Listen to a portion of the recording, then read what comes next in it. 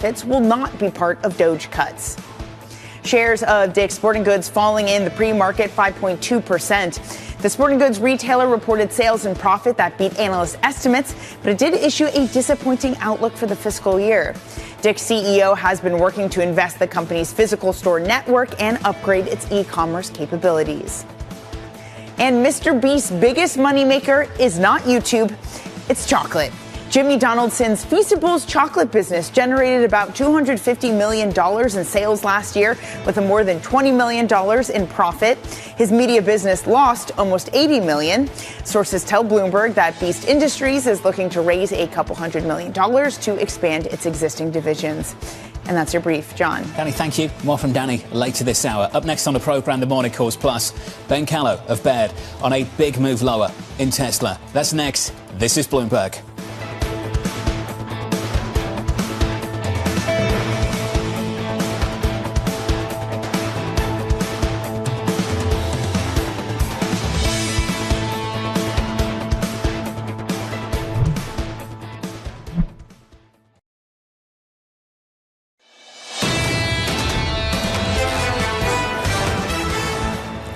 Equity futures here just about positive, up by 0.1% on the S&P, up by 0.2 on the Nasdaq 100. You're open in about 1 hour and 13 minutes away. Let's get some morning calls. First up, Barclays lowering its price target on Delta to 80, anticipating softer demand. That stock is down by 7% this morning. Your second call from Stifel, lowering its price target on Oracle to 150, expecting limited multiple expansion. That name is down by 2.3%. And finally, CFRA upgrading Amazon to strong buy, saying the company is more recession resilient than its peers. Stock just a little bit softer. We're down 0.1% so far this morning. Let's turn to Tesla. Shares looking to bounce back after their biggest one-day drop since 2020. The stock down nearly 45% so far this year, wiping out its gains since President Trump's election win back in November. Ben Callow of Baird writing, we continue to view Tesla as a core holding long-term and see the company as the leader in real-world AI, but a bearish near-term. Ben joins us now for more. Ben, welcome back to the programme, sir. You're one of the best, so looking forward to this conversation. Walk me through, just from your standpoint, what's leading this stock lower? Is it something bigger than just the name itself, or is it Tesla-specific? It's market is the backdrop, but Tesla-specific. It's delivery numbers. It's as simple as that. For Q1, the stock can't go up until the consensus numbers come down because there's this narrative that Musk is destroying demand out there. Whether that's right or wrong, they're doing a Model Y refresh across all 4 factories. And so a Model Y typically has, 300,000 deliveries in a quarter. So let's just take out 2 months of that. So 200,000 cars that aren't being produced or just now being produced. And that's going to be compounded with all the backdrop of, protests and, all the bad stuff going on with Tesla. And it's going to extend that narrative around demand. But Ben, deliveries have never really mattered, right? I mean, it doesn't seem to matter how much they sell or how much they don't sell. It's always about this faith in longer-term robo-taxis and autonomous driving. Has that belief shifted? Has there been a narrative vibe shift among retail investors that could mean a longer-lasting dip? I think so. I think that over time we've seen, the lens where Tesla's value to be longer at some points, and when things get bad, it tends to, refocus very short term, and that's where we are right now, very short term focus. And I think that when we get a delivery number that's worse than people are expecting, it's going to be carrying on that narrative of demand being bad because of demand destruction, and that affects the long term story.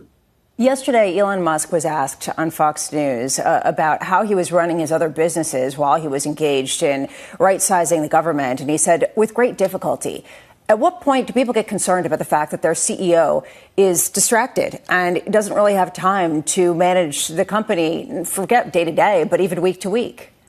Well, it's a good question. It's come up a lot because of SpaceX and his other businesses that he has.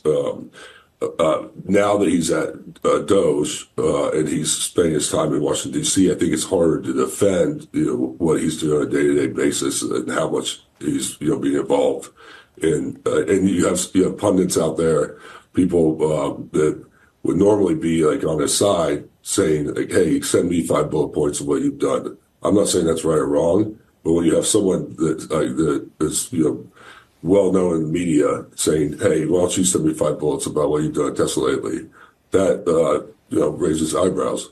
Ben, yesterday we had, or last night, the president come out and in a truth post say he's going to go out and buy a Tesla in the morning. He talked about the fact that Elon's, quote, baby is under attack and people want to do harm to Elon. If Trump comes out and buy a Tesla, is that bullish or bearish for the shares? I think that it's good that he supports, and I agree that, Musk is an important person in the United States, globally. But I think there's, a lot of people that are indifferent to Musk at best. And, one point that I'd like to make when we're talking about demand is if, we read about, people's cars getting keyed or in worst case scenarios, set on fire. If I'm indifferent or even a Musk supporter, I might pause before I go buy a Tesla. But our call is not that. Our call is that numbers are too high because of production issues in Q1, but that's going to extend the narrative of demand destruction in longer term. But it's not just demand destruction potentially in the United States. When it comes to Musk and his political involvement with the president and Doge, we're also seeing this in Germany and people pushing back because his support for far-right German party. How do you pinpoint potential political erosion of the shares? It's difficult, and that's where uncertainty is, and that's why the stock can't go up until, I hate to keep repeating myself, until numbers come down on the street, because it's going to continue that narrative. But I think that, Europe counts for about 25% of sales. I think the demand destruction is actually happening there versus the United States. Now, those numbers get kind of iffy because they are having production issues right now. But I think in Europe, people take this a lot more seriously when they're buying a car than the Uber driver, in New York City. Potentially more than political threats or political boycotts is the idea of China competition and the fact that BYD has overtaken Tesla as by far the biggest seller of electric vehicles in China. And you have this increasing production in that nation as well as lower costs. At what point does that become a real headwind that becomes harder and harder to ignore, especially with all of the other challenges that are facing this name? Anecdotally, I was in Europe for 2 weeks visiting clients over the last 2 weeks ago. And, I see BYD stores and, talking to clients. Someone brought up a good point. Like a year ago, no one would have bought a Chinese car. Now with the alternative of being a Tesla and Musk, this was their opinion, not mine. That it's an easier sale for a BYD. But I think it just compounds, the uncertainty in the stock right now. It's certainly a tricky moment for the stock. Ben, appreciate your time, as always. Ben Keller there of Baird. The stock this morning attempted to bounce back from the big one-day loss yesterday, the biggest one-day loss since 2020. If you just go to the analyst community this morning, check out the ANR page on a Bloomberg terminal if you have access. The average 12-month price target right now is 362. So you're talking about 60% upside from where we closed yesterday. And if you ask those analysts why are they so bullish, they won't talk about car sales. And this is the tricky moment with Tesla, to be honest with you, because there are market regimes where auto sales and deliveries drive the stock. There are other times when it really doesn't at all. You're talking about the future, full self-driving, what's going to happen with AI, that big futuristic stuff. That's going to be what underpins a lot of those really bullish calls. This is a storytelling market. This is a storytelling market that really points to the idea of a future where we don't have to drive and we can send our kids in cars with no drivers and they can get anywhere that they want safely and in an orchestrated manner. And the chief storyteller is not available. And that, I think, is important. And the fact that the chief storyteller is now a polarizing figure in American politics makes this a much more difficult story for a lot of people to buy into. Market backdrop doesn't help. People don't want to hear nice stories. They want to see evidence. They want to see the real deal. They want to see the data. And in moments like this is why I think deliveries matter that much more. Yeah, it also matters what point we're coming from. I mean, we're seeing a 55% retracement in the shares after a huge run-up after the election, giving up all of those gains. So are we back to where we were before, or is this the beginning of something more protracted? And that's really the ultimate question. Tesla this morning bouncing back by just 1% in the pre-market. Up next on the program, we'll catch up with Lindsay Piegza of Stifel. We'll get her thoughts on what's happening with the economy, the latest small business confidence read, and what we're hearing from the airlines. We'll speak to Lindsay about that. Then Lizzie Rosen of Goldman Sachs. As we look ahead to the economic data through the rest of this week, CPI tomorrow, and some of the moves we're seeing in fixed income. From New York City, this is Bloomberg.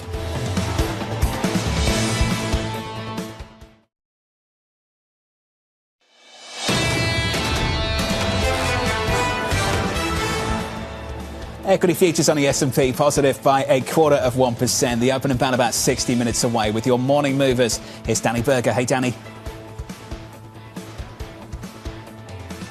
Hey, John. This morning, I had a little bit of an airline special for you. I know we're also just getting some breaking lines from United about them seeing a drop in government-related travel. Delta, though, kicking it off with that. This really started it off yesterday with their earnings cutting basically in half their first quarter expectation. Delta shares falling some 4.33%. It's the worst of all worlds. It is a consumer that they say is less willing to spend because of macro uncertainty. That's hurting domestic travel, plus the mid-air collision of American Air and a crash landing for Delta. Speaking of American, another airline that we heard from this morning, a very similar picture, seeing a wider loss for the first fiscal quarter. Those losses aren't as bad. I should say all these airlines are starting to pare some of the worst of their losses. American Air down about 1%. Now, Southwest, also a similar warning from them. Their forecast is going to look weaker with that demand, but a difference in fortune for the shares. Those shares up 10.33%. And John, I know you have some feelings about this one. Part of the reason that the shares are up is because they're doing a change of strategy.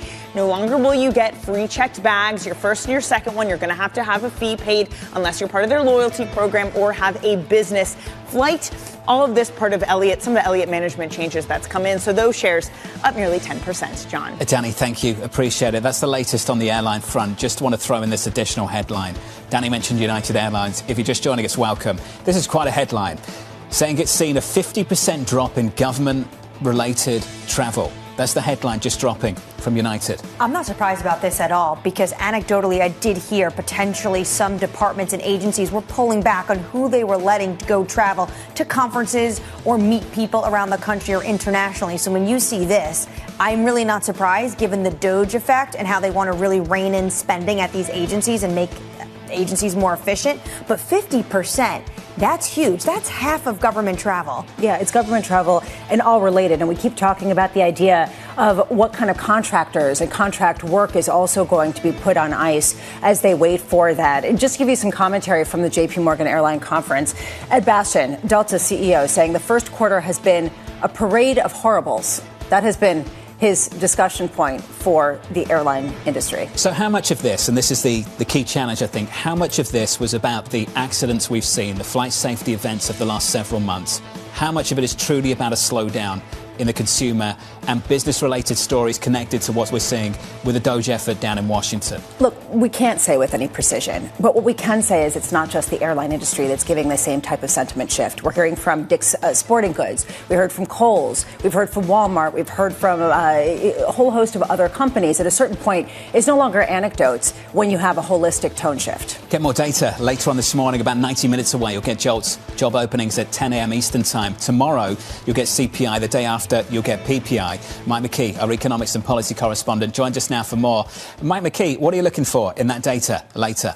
Well, we're hoping not to see a parade of horribles in the data this week. Jolts comes in with supposedly more job openings, but it's kind of irrelevant at this point, given the fact that people aren't really hiring that much, according to what they're telling officials at the Fed and other places. So look at the quit rate. Let's see what people think about their ability to get a new job. And, of course, CPI, everybody's going to be watching to see whether inflation progress continues or goes the other way, because we've gotten some not so great news this morning. We were talking in the 7 o'clock hour about the NFIB survey. There's also the New York Fed survey from yesterday showing the highest number of people expecting worse financial conditions in the next year in 15 months.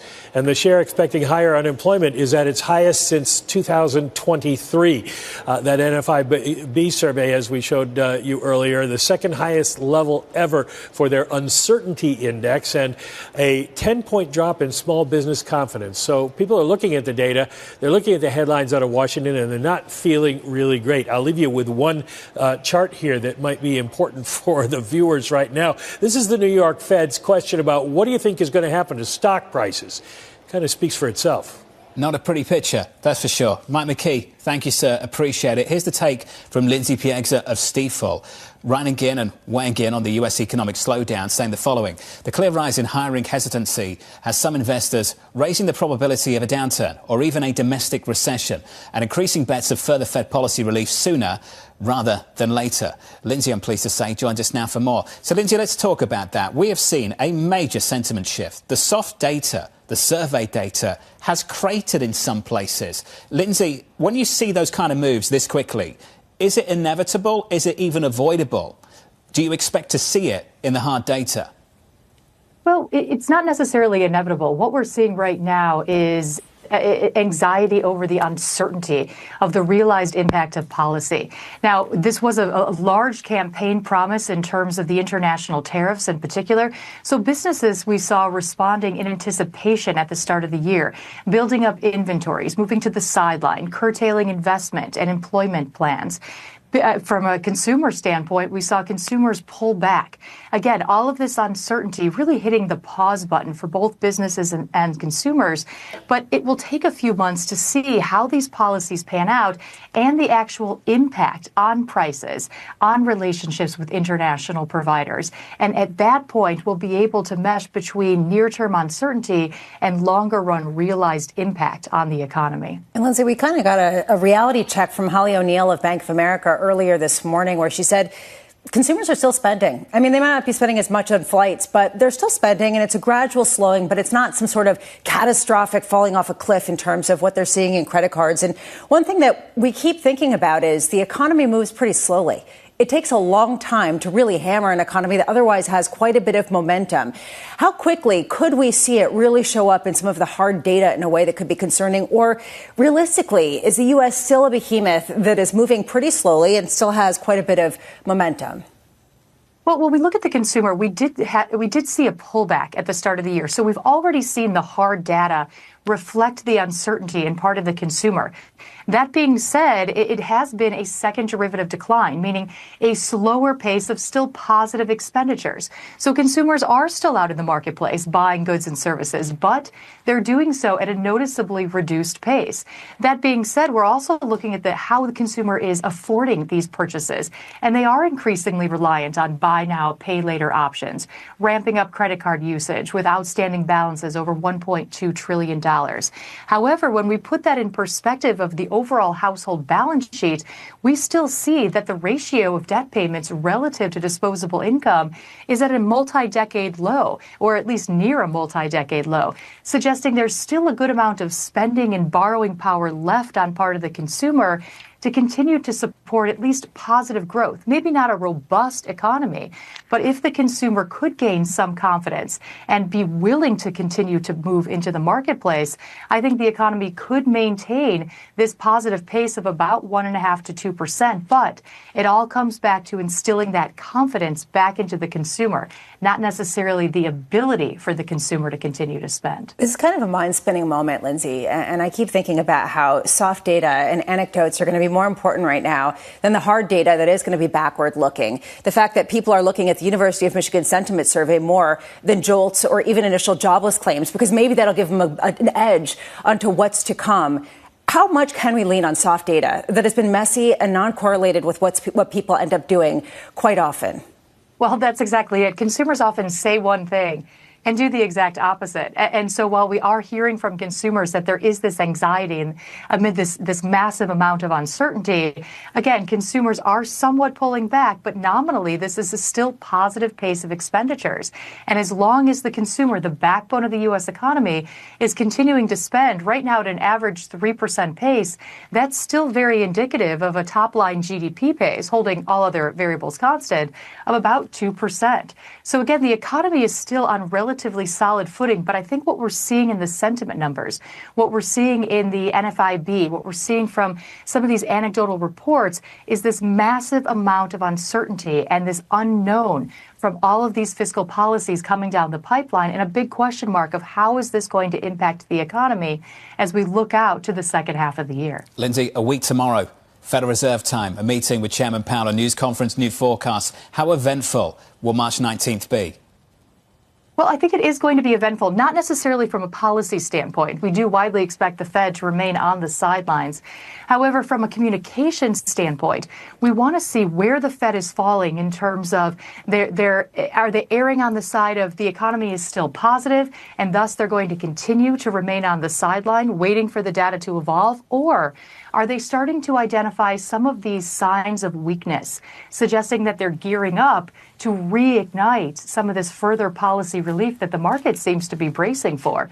So it's really going to come down to that communication, that message from Powell and from the FOMC statement. Lindsay, appreciate it. Lindsay Piegza of Stifel there. Looking ahead to the Federal Reserve a week tomorrow, March 19th, for an update from the FOMC. New forecast as well. Updates coming from the airlines this morning. United Airlines saying it's seeing weakness in travel demand. The headline that crossed just moments ago, a 50% drop in government-related travel. Those stocks initially this morning a whole lot softer, at least in the last 20 minutes or so, recovering, some of which are in positive territory. Yeah, and some of them have added to some of the cost revenue, like charging for bags that you check, not the ones that you put in the overhead, which might actually lead to a better quality of experience. But there is this sort of question going forward about whether they are the canary in the coal mine in terms of signifying a really rapid sentiment shift where consumers aren't traveling, or is this idiosyncratic? Is it specific to a couple of parade of terribles? It's an aggressive business, this airline business, eh? United CEO, the Southwest bag fee change is slaying of the sacred cow.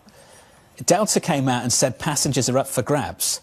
Pretty aggressive stuff, isn't it? Southwest comes out with a change and they're like, yes, let's go. First of all, feels like Hunger Games right now at the airline conference. If you've ever been lined up to get on a plane, it feels a little bit like Hunger Games, too. So just saying, it's not just the airlines that are aggressive. It's also people using the airlines. Lindsay Rosner of Goldman Sachs joins us now. Not getting into that. Lindsay, welcome to the programme. It's good to see you. You don't want to get into that either. Not aggressive on the airlines, not me. Thank you, though. Something you said to us last time, I think, that the data is your friend. What's the data telling you now? The data's telling you right now that you are paid to pause. And what we mean by that is it makes sense to take a page from the Fed's book. There's nothing we have to do in markets right now to reposition necessarily. So for us, we're just waiting to see how the data unfolds. We need to learn more. JOLTS is not going to give us much information, unfortunately, today because it's really January.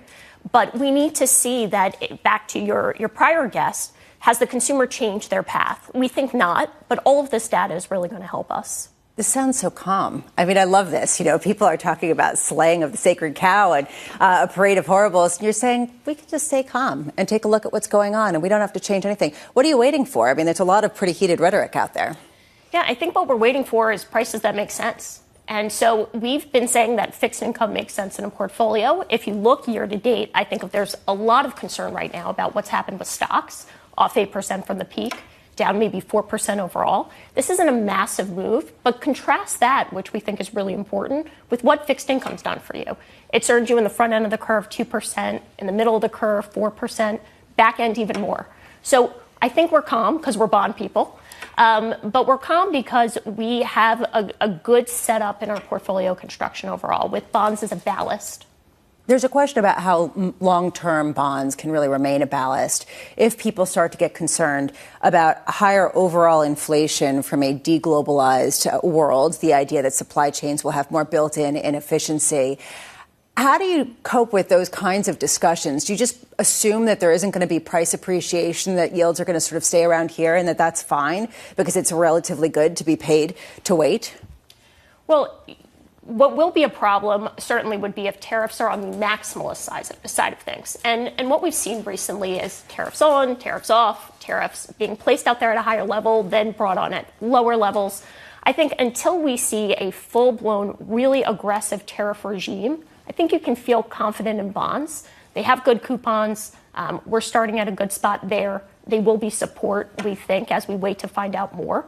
But again, we don't have to day trade our portfolios. And I think that's the important thing. There's been a lot of just frenetic behavior in the markets right now. We were talking before we got on that it's hard to think about even taking a day off from the markets. You can't take a vacation, I think, right now under this administration. But as we learn more, I think we're going to be emboldened that rates are going to help you. When you're looking at potentially that maximalist approach to trade, it sounds like you're basically waiting for April 2nd. Is that accurate? Yeah, we're waiting for April 2nd, just like we waited for March and we waited for February. I mean, I think there's a lot of markers that we keep waiting for. At some point, I think there will be an end to kicking the can a month. And we'll have what is the final here. And that's what really people are waiting for. And I think that uncertainty doesn't do the market well. And so hopefully April 2nd is maybe the beginning of the end of we know what the permanent state will be. We're seeing some economic advisors outside the administration, but close to the president, like Steve Moore, saying you got to push up the tax cuts. You can't wait for the end of the year. Do you think that's an accurate assumption that they need to be able to balance some of this uncertainty and bad rhetoric around tariffs with some of the good policy changes they're trying to get through? Yeah, I think you're bringing up a great point. If you think about what happened post-election, we had this big euphoria bubble. And I think a lot of people have said that, the air is out of this bubble or the balloon has burst, so to speak, because all the good stuff was thought about, deregulation, tax cuts. Well, we haven't had those yet because the sequencing takes time. Instead, we've seen the more negative things potentially, like tariffs. And so it's really hard when everybody was banking on really positive things to happen. The negative ones happen first, and we're still waiting for the positive things later on. They are coming. I think they're coming much more slowly. Certainly, if we sped them up, I think people would feel a lot better. We're getting some policy clarity abroad, and I wonder how you and the team are thinking about the surge we've seen in European bond yields over the past week or so, specifically in Germany, the 40 basis point move last week. These are regime shifts in policy, particularly in Germany, that we haven't seen in decades. How are things changing for you and the team? How do you think about the global backdrop for fixed income now? Yeah, so what we've said really since 2024 is that there are great opportunities of divergence and that we should be able to take advantage of them in our macro strategies. What's happened in Germany is, to your point, something totally new, large, significant. We actually don't think that the backup in yields is over yet, so we wouldn't hop in yet. Still prefer the U.S., but I think it's really important to think what that means for a backdrop for credit. So from a credit perspective, Europe has actually outperformed the U.S., so when we're thinking about how to position our portfolios, we're still leaning into U.S. because we feel like there's more opportunity there. But should that be dislodged, it'll be a good opportunity to shift the portfolios and add back in European credit once we get more clarity on, in fact, if the defense spending will be passed, what will really happen. What's more compelling to you, the pushing away from the U.S. effect of a potential deterioration in the data, or a potential positive shift, not only with respect to the spending getting passed, but a sense that maybe it could ignite some kind of growth and infrastructure spending on the heels of it in Europe?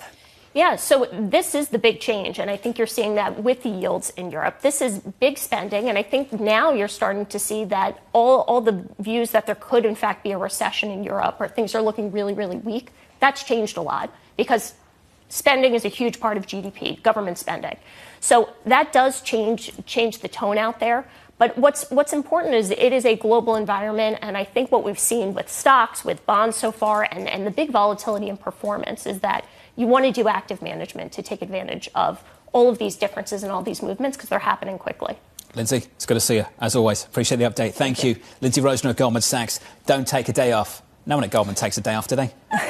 Certainly not this year. Vacations at Goldman. But this is the reason why people aren't going to be traveling to beautiful, warm, sunny spots that are going to be really nice. Cheaper flights for you, Bramo. I know, maybe. You're trying to send me away? No, not at all. You're like, yeah, you could go get one. Not at all. I'm coming with you. Equity futures on the S&P, just about unchanged. Let's get you an update on stories elsewhere. Here's your Bloomberg Brief with Danny Berger. Hey, Danny.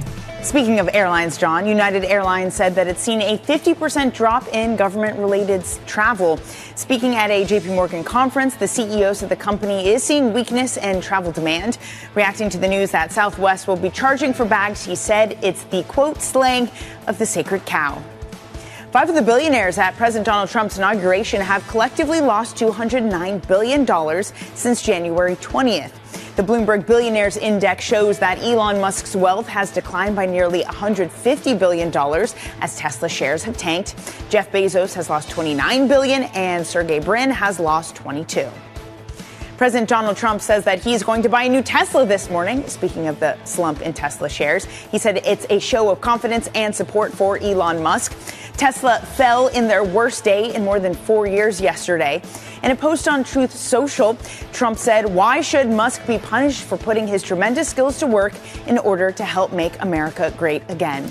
And that's your brief, John. Danny, thank you. Thanks for this morning. Appreciate it. Up next on the programme, we'll set you up for the day ahead. We'll head down to Washington, D.C. and catch up with Tyler Kendall, looking ahead to 5 p.m. Eastern Time when the Business Roundtable sits down with the President of the United States.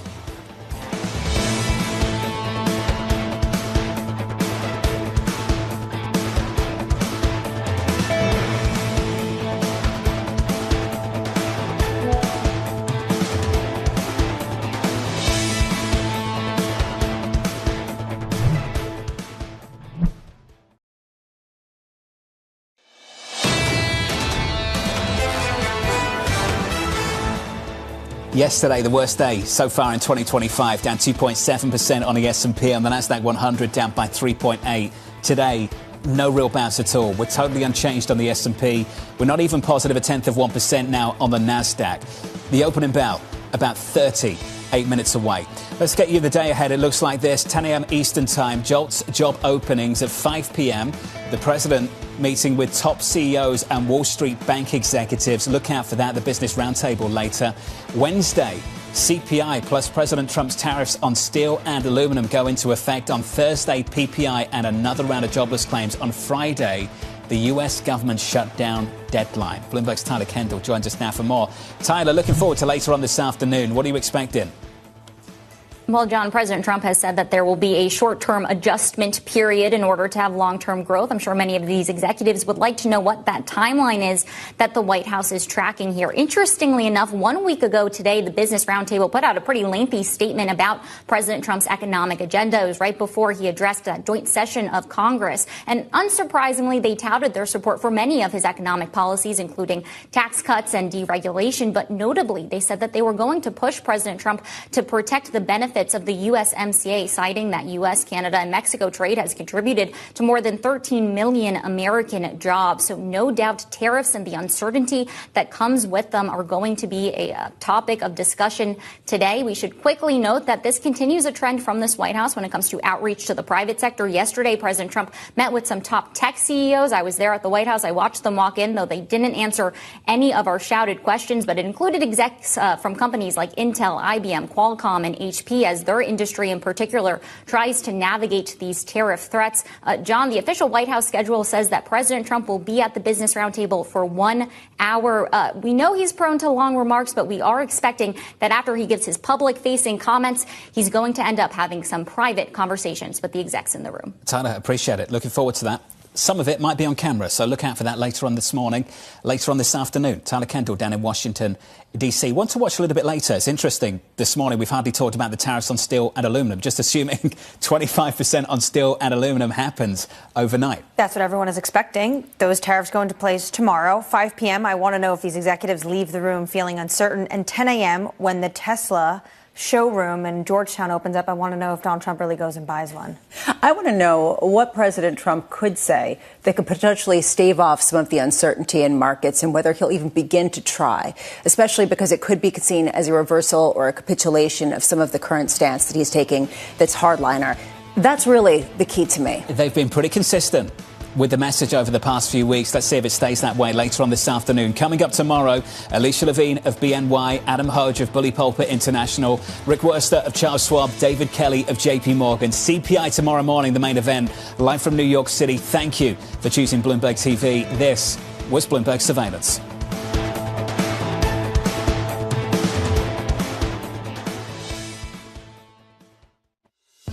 Welcome back to another special BNP Paribas Open update for Bloomberg TV and Radio from Tennis Channel. After early exits in Dubai and Doha, Coco Gauff is looking to play herself back into form, and the former US Open champ enjoyed a confidence-boosting win over last year's finalist Maria Sakkari. The 20-year-old closing it out 6-2 in the second on her 6th match point to reach the round of 16.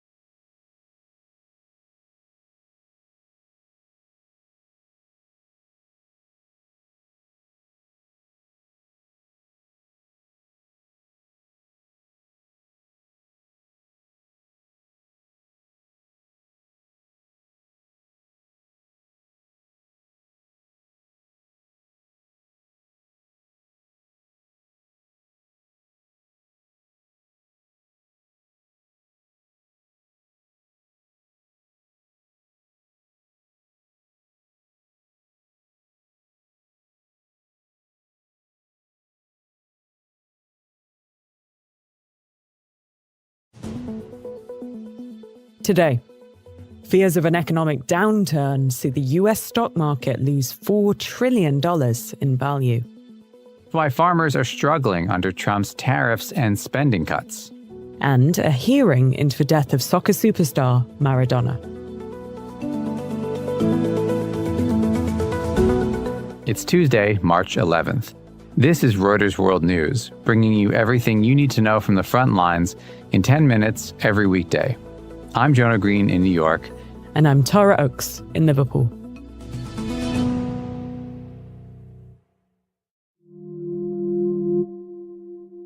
We start in the Philippines.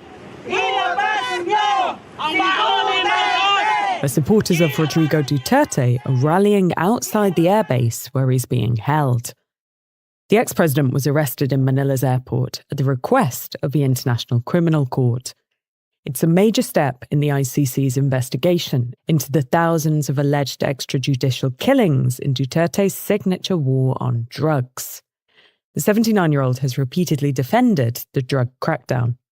He denies ordering the murders of drug suspects and says he instructed the police to kill in self-defense only.